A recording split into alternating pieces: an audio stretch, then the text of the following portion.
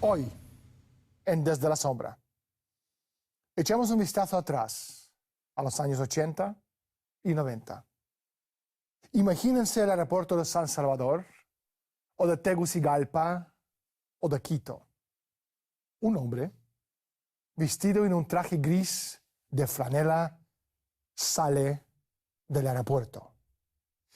Solo una pequeña maleta de mano. Nada de interés especial que le distinga de otros pasajeros. Nada que cause alarma.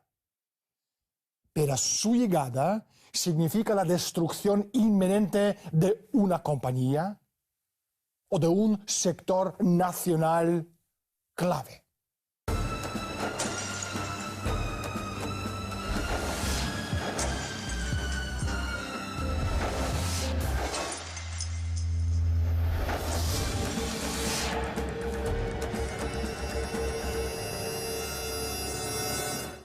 El derrumbe de una rama de la economía del país, o la caída del gobierno y cambio de régimen. ¿Quién es capaz de hacer tal cosa y salirse con la suya? Los sicarios económicos. Estamos en medio de una escena de crimen, pero en vez de gore, sangre, cadáveres y sillas volcadas, vemos naciones atrapadas y forzadas a la quiebra. Naciones prósperas, obligadas a subsistir. Esclavos financieros. Esta es la historia del poder y de la codicia. La historia de los hombres miserables que juegan a Dios en el nombre de las ganancias corporativas. Los conocemos por su nombre, porque los vemos en la televisión y sus nombres están estampados en letras grandes y gruesas en los medios corporativos. Son inmunes a la persecución y el mundo es incapaz de detenerles. Hasta ahora. Hoy, en Desde la Sombra, hablaremos con John Perkins, un ex sicario económico, pero primero salgamos a la calle y preguntemos a la gente su opinión sobre el terrorismo económico financiero. Sicario económico es que nos están robando todo el dinero. Sicario económico me vienen a los políticos y los banqueros a la memoria, vamos, directamente. Lo que están haciendo ahora, tanto en España como en Grecia, como en otros muchos sitios. Evoca en mí es la idea de alguien que está al servicio de un poder superior y que no tiene escrúpulos ni tiene una moral importante, sino que trabaja al servicio de una causa, podemos decir, negativa, ¿no? La del robo sistematizado, el robo, digamos, oficializado. John, bienvenido al programa, gracias por estar con nosotros. ¿Cómo te convertiste en un sicario económico? Bueno, fui reclutado por la Agencia de Seguridad Nacional cuando aún estudiaba en la universidad, en la Escuela de Negocios, y tuve que pasar una serie de exámenes psicológicos largos, luego pasar por el detector de mentiras y finalmente me reclutaron. Pero después supe del Cuerpo de Paz y tenía muchas ganas de ir a la Amazonía, así que hablé con la gente de la Agencia de Seguridad y me dijeron que fuera de voluntario por un par de años y que después me contratarían. Cuando aún estaba en el Cuerpo de Paz en la Amazonía, vino a Ecuador un hombre que era vicepresidente superior de la empresa en la que acabé trabajando. Él me ofreció trabajo como economista en su empresa. Después descubrí que él estaba vinculado con la Agencia Nacional de Seguridad. Acepté aquel trabajo. Me convertí en economista jefe en Charles T. Main, una empresa de consultoría que colaboraba mucho con el Banco Mundial, la Agencia Estadounidense para el Desarrollo Internacional, el gobierno estadounidense y el Departamento del Tesoro. De modo que es solo una versión corta de una historia muy, muy compleja. John, ¿podrías explicarnos el modus operandi de los sicarios económicos? Trabajamos de muchas maneras. La más común es que identificamos a países con recursos que necesitan las corporaciones, como por ejemplo el petróleo, y después organizamos un préstamo enorme a esa corporación a través del Banco Mundial o alguna de sus organizaciones hermanas. Pero en realidad ese dinero nunca llega a ese país. En vez de eso, va a nuestras propias organizaciones para realizar grandes proyectos de infraestructura en ese país, como por ejemplo construir centrales eléctricas o parques industriales que benefician a unos pocos ricos criollos, pero que sobre todo benefician a nuestras corporaciones. Al final, la gente pobre no saca ningún provecho de esto porque no pueden permitirse la electricidad y no tienen trabajo en los parques industriales porque allí no se contrata a demasiadas personas. Y al final el país cae en una deuda enorme que no puede pagar. Es entonces cuando nosotros vamos y les decimos, ¿no pueden pagar su deuda? Entonces vendan sus recursos, el petróleo o lo que sea. Véndanlo barato a nuestras corporaciones sin restricciones medioambientales ni regulaciones sociales. O permítannos construir una base militar en su territorio y privatizar todo su sistema de sectores sociales, como las centrales eléctricas, electricidad, agua, escuelas, etc., para venderlo a nuestras corporaciones. Así que de este modo creamos una nueva forma de imperio. Conocido como el Consenso de Washington, el sistema post-Bretton Woods está compuesto por el Fondo Monetario Internacional, el Banco Mundial, los principales bancos del mundo y las grandes multinacionales que controlan más del 80% de la economía mundial, entre ellos la mayor parte de la riqueza de materias primas estratégicas del planeta. Estas fuerzas no tienen ninguna lealtad a ninguna nación-estado. Se sientan dioses y buscan un imperio de un mundo globalizado bajo su control férreo. Constituyen el aparato imperial global más sofisticado que el mundo haya conocido jamás. Hablamos de la idea de esclavitud por endeudamiento. John, ¿qué hace un sicario económico bajo un sistema imperial tan sofisticado? Bueno, es básicamente lo que hacemos, pero hay muchas historias detrás de todo esto. A veces lleva mucho tiempo convencer a los presidentes, ministros de planificación o de finanzas con quienes tenemos que tratar de aceptar estas condiciones. Ellos saben, y les hacemos saberlo, que si aceptan dichos términos, ellos y sus ricas familias, que son propietarias de industrias del sector comercial y de los bancos, se harán más ricos. Nos aseguramos de que ganen mucho dinero en esto y que después podamos usar esa electricidad o cualquier otro sector de la infraestructura. Por otra parte, también saben que si no aceptan este negocio, vendrán los chacales, como decimos nosotros, que son personas que incluso derrocan gobiernos o asesinan a sus líderes. En mis libros comento sobre cómo fallé en sobornar a Jaime Roldós de Ecuador y a Omar Torrijos de Panamá, y los chacales terminaron por asesinar a ambos. Entre los casos en que los chacales fracasaron se cuenta, por ejemplo, la muerte de Saddam Hussein en Irak. Yo creo que hasta ese punto actualmente se cortaría mucho de ese tema, por lo que pudiese pasar a nivel mundial. Eso puede provocar una cuarta guerra mundial y ellos no están en crisis. A mí me cuesta creer eso. Me cuesta creerlo. No creo que el gobierno en sí sea capaz de hacer eso. Es demasiado escandaloso. No tengo ni idea. No sé. No sé, lo siento. Detrás de los sicarios económicos destacan los círculos financieros internacionales que forman parte de un aparato centrado en la ciudad de Londres. Este aparato, una extensión de la oligarquía veneciana financiera, más tarde se transformó en lo que hoy se llama el sistema liberal anglo-holandés de banca central privada. Se caracteriza por una obsesión fisiócrata del control férreo por parte del cártel privado sobre materias primas estratégicas y un profundo compromiso con una pesadilla malthusiana de la reducción radical de la población mundial.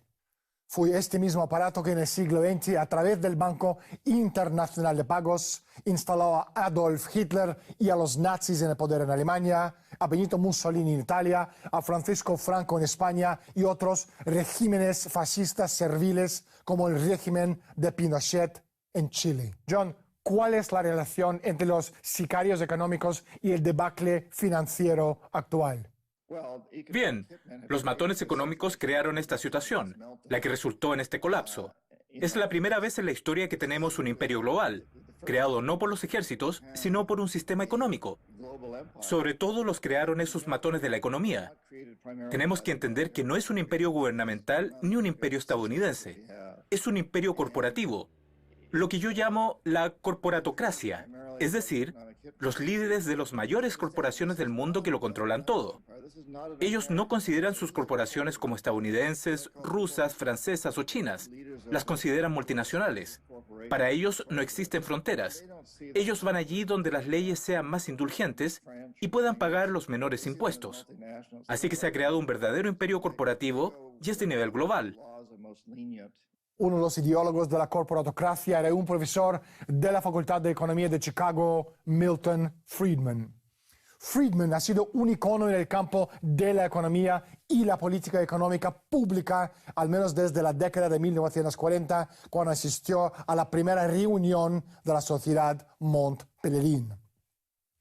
Bajo la dirección de Friedman, la desregulación de los mercados se convirtió en el nombre del juego. Lo que hemos presenciado es el derrumbe gradual de la economía de los Estados Unidos que se inició en la década de 1980. Los tiburones financiados por la red de dinero sucio de los bonos basura adquirieron porciones significativas de las empresas de los Estados Unidos y aterrorizaron a los demás. Las presas de los tiburones y aquellos que temían convertirse en presas recurrieron a los bancos de inversiones y los bufetes de abogados de Wall Street en busca de protección. Al mismo tiempo, entraba a raudales dinero sucio en el mercado inmobiliario, principalmente a través de los gigantescos promotores canadienses. El efecto de toda esta desregulación y especulación ha sido que la economía física de los Estados Unidos ha quedado diezmada. A lo largo de 3 últimas décadas, la capacidad productiva de la economía de los Estados Unidos se ha reducido a la mitad, medida en productos de la cesta de la compra en un cálculo per cápita, por familia y por kilómetro cuadrado.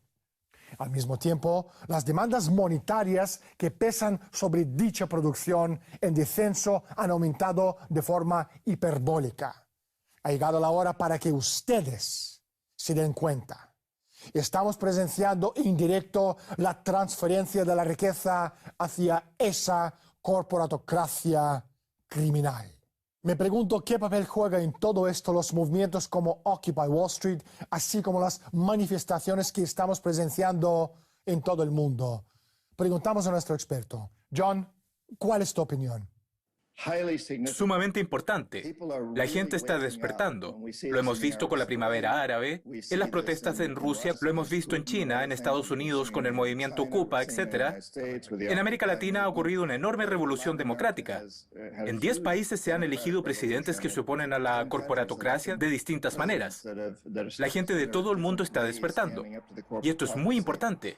Pero nos queda mucho por hacer y tenemos que tomar más medidas.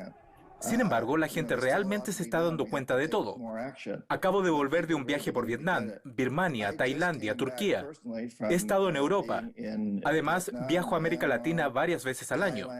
Viajo por Estados Unidos dando conferencias en las universidades, en los foros. Y te puedo decir que la gente de todo el mundo nos está escuchando y están captando el mensaje. A cada una de mis conferencias vienen multitudes porque quieren oír más. Quieren entender mejor lo que pasa. Y es algo muy bueno, porque lo primero que tenemos que hacer para cambiar el sistema es entender el sistema mismo, entender que no funciona y que debemos cambiarlo. En su libro Hoodwinked, Los Engañados en español, John Perkins afirma que el presidente Zelaya de Honduras fue derrocado por un golpe militar que fue diseñado por un par de grandes empresas de los Estados Unidos, Dole y Chiquita, y la CIA. John, ¿nos podrías dar más detalles de lo que tú estás hablando en tu libro? No hay dudas. Zelaya estaba buscando una nueva constitución para su país y eso iba a tener un impacto muy negativo en compañías como Dole, Chiquita y Russell Athletic, porque iba a insistir en la reforma agraria. Chiquita controlaban una enorme parte de las tierras agrarias. Eso iba a cambiar la constitución y también iba a aumentar los salarios significativamente, lo que iba a impactar en compañías como Russell Athletic y otras muchas empresas de material y ropa deportiva. Así que pusieron mucha presión para que no lo hiciera, para que sicarios de la economía trataran de convencer a Zelaya para que no lo hiciera. Pero ya estaba decidido. Estaba decidido y fue un golpe de Estado clásico. Fue el mismo golpe llevado a cabo en la década de 1950 contra el presidente Arbenz en Guatemala. Y ese golpe también fue ejercitado e instituido por la CIA en beneficio de compañías como Chiquita y Dole, que era Dole Food. Entonces, fue un caso clásico de golpe de Estado de la CIA. No hay duda de ello. Fue dirigido y planeado por el jefe de la Armada que había sido entrenado en la Escuela para las Américas, la escuela en la que el Pentágono y la CIA entrenan a la gente. No hay dudas. ¿Y qué ocurrió desde que Zelaya fue reemplazado? ¿Fue sustituido por un dictador brutal? El hambre es extrema. La violencia y el crimen han aumentado desde entonces. Apenas hay libertad de prensa y están reprimidos. Yo creo que fue todo pues esa política interna para ellos, por lo de ahí el petróleo, para llevarse el petróleo. Por motivos económicos, siempre para salir de una crisis, inventarse una guerra es lo mejor. No sé la razón, pero sí la razón por la que no. No fue ni por luchar contra el terrorismo, ni por buscar a Bin Laden, ni por nada parecido. La razón real profunda yo no la sé. El Fondo Monetario Internacional y el Banco Mundial en realidad son los arquitectos de las políticas bajo las cuales funcionan los sicarios económicos. Me pregunto, ¿cuál ha sido el papel de los sicarios en casos como el de Torrijos y Roldós, así como la invasión de Panamá en 1989, Irak en 1991 y también en 2003? John, danos tu opinión, por favor.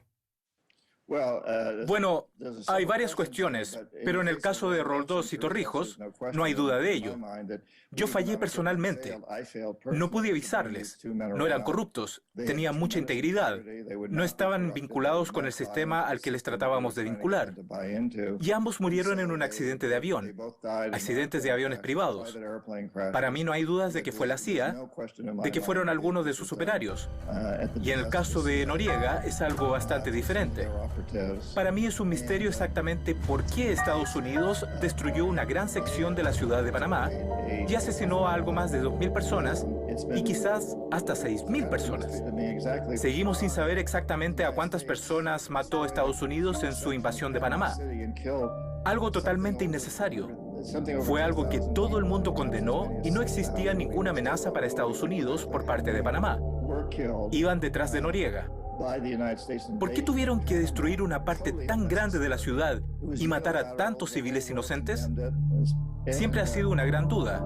La mejor respuesta que he oído, aunque no tengo pruebas de ello aún, pero lo que he oído es que Noriega había reunido muchas fotos y pruebas contra los políticos estadounidenses y empresarios, incluyendo probablemente al segundo presidente Bush. Su padre estaba en el poder entonces. Su padre dio la orden de invadir Panamá. Y existen numerosas pruebas y sugerencias de que le habían pillado en situaciones comprometidas. Había tomado drogas, practicado sexo, etc., en una isla llamada Cantadora de Panamá, y años después, incluyendo cuando yo estaba allí, había un paraíso donde podían ir empresarios y políticos, y en donde había plenitud de drogas, mujeres, es decir, todo lo que quisieras. Era un paraíso donde no había cámaras ni información. Podíamos hacer lo que quisiéramos. Pero el rumor era que Noriega cambió eso con cámaras ocultas para usarlo como política de influencia con Estados Unidos, y los militares fueron y destruyeron esa sección de la ciudad, que incluía el edificio que albergaba los archivos donde se encontraban las fotografías con información disponible, y el edificio fue destruido. Fue totalmente demolido por los militares estadounidenses. Hablé con uno de los testigos que vio a los soldados estadounidenses que entraron para buscar entre los escombros. El área fue bombardeada y quemada. comprobaron que todo había sido quemado y destruido. Así que creo que es algo que tiene bastante credibilidad, aunque no tengo pruebas de ello. En la actualidad está muy extendida por error la creencia de que continúa vigente la misión original del Fondo Monetario y del Banco Mundial. Dicha misión consistía en fomentar el desarrollo y aliviar la pobreza del tercer mundo, pero en la práctica estos organismos han incrementado la pobreza y la miseria de millones de personas con el plan de créditos denominado Programa de Ajuste Estructural, que logra aumentar la deuda, los intereses, el estancamiento y la inestabilidad de esos países. El resultado obvio de los créditos de ajuste estructurales del Fondo Monetario y del Banco Mundial es que el dinero prestado a los países pobres se emplea inmediatamente en pagar los intereses a las instituciones bancarias occidentales. Hoy en día, esto se hace a propósito en tanto el Fondo Monetario como el Banco Mundial están sirviendo de agentes del nuevo sistema colonial. Ahora bien, los SAP conllevan la liberalización de las economías de África, lo cual quiere decir que se anima a las empresas extranjeras a que se apoderen de determinados sectores de la economía. Los países pobres del tercer mundo no tuvieron más remedio que acatar las dolorosas medidas que exigía el Banco Mundial, las cuales eran esenciales para el crecimiento sostenido y la estabilidad económica, la norma típica de la oligarquía de obtener beneficio comprando barato y vendiendo caro. John, ¿crees que existe tal cosa como el gobierno mundial o empresa mundial S.A.? Las grandes corporaciones viven en su propio mundo, no aceptan fronteras. No es lo mismo que un mundo de un solo país, pero para las compañías mundiales y multinacionales hay mucho de eso. Y es una conspiración y mucha de la corporatocracia. Los líderes de estas corporaciones se reúnen entre ellos y se conocen entre ellos. No tienen por qué reunirse y conspirar o hacer nada ilegal innecesariamente. Hacen las cosas legalmente a través de las corporaciones, pero hay que entender que es legal, porque son diferentes leyes para diferentes países. Pero todas persiguen la misma meta: maximizar los beneficios independientemente del coste social o medioambiental. Así que cuando un país o un gobierno tratan de imponer las leyes que los restrinjan, todas se agrupan. Así que aunque vea a Nike y Reebok compitiendo en las tiendas locales o las petroleras compitiendo entre ellas, si alguien los desafía para ganar más dinero, pondrán una gran presión en contra, incluyendo la posibilidad de un daño físico a las personas que tratan de cambiar esas leyes. Desde el punto de vista de John Perkins, ¿cómo es el futuro? Yo diría que tengo una gran esperanza de que cambiemos eso. Creo que nos alejamos del momento de la historia en que las organizaciones religiosas mandaban en el mundo a otro en el que los gobiernos y corporaciones mandan en el mundo.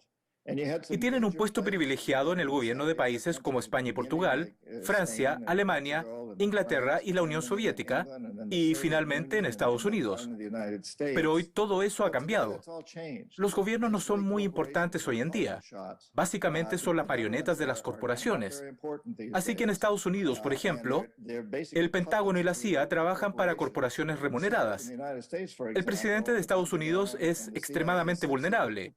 No le eligen sin un enorme apoyo financiero. Se trata de eso.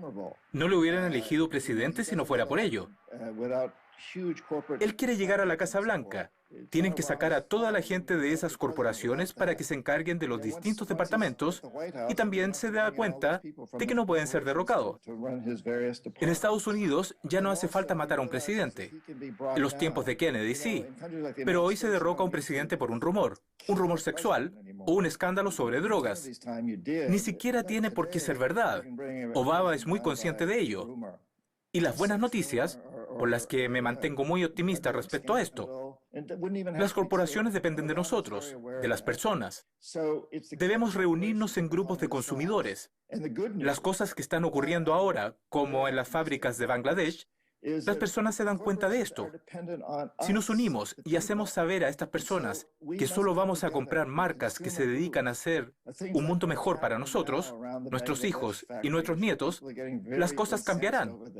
Las corporaciones tendrán que reaccionar.